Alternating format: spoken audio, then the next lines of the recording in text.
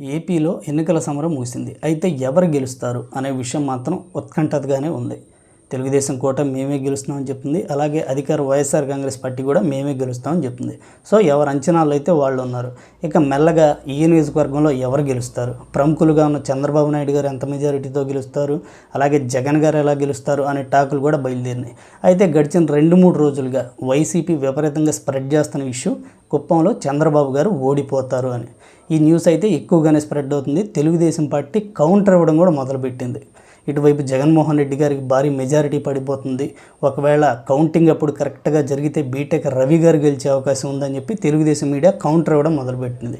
అయితే నిజంగా చంద్రబాబు నాయుడు గారు కుప్పంలో ఓడిపోయే పరిస్థితి ఉందా అని గ్రౌండ్ లెవెల్ నుంచి చూసినప్పుడైతే ఖచ్చితంగా కుప్పం నుంచి చంద్రబాబు నాయుడు గారు గెలవడానికి అవకాశాలు స్పష్టంగా ఉన్నాయి.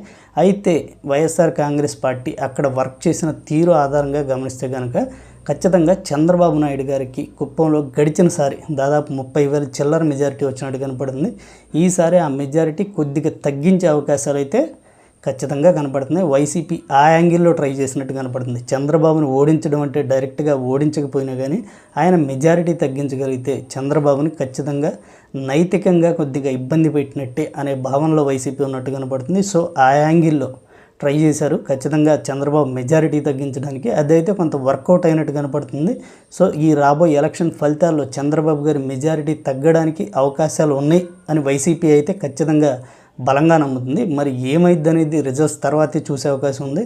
సో ఈలోపు వైసీపీ జగన్మోహన్ రెడ్డి గారు ఓడిపోతారని చెప్పి తెలుగుదేశం సోషల్ మీడియా కూడా భారీ ఎత్తున ప్రచారం చేయడం అయితే చూస్తున్నాం.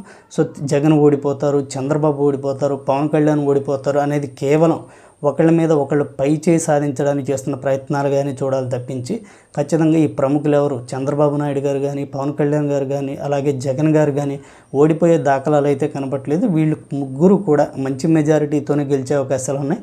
అయితే చంద్రబాబుకి ప్రత్యర్థిగా ఉన్న వైసీపీ ఆయన మెజారిటీ తగ్గించడానికి అయితే సిన్సియర్గా ట్రై చేసింది. అది ఎంతవరకు వర్కౌట్ అవుతుంది, లేదా చంద్రబాబు గడిచినసారి కంటే కూడా ఎక్కువ మెజారిటీతో గెలుస్తారా అనేది మనం ఖచ్చితంగా ఎలక్షన్ రిజల్ట్ రోజు తెలిసే అవకాశం ఉంది.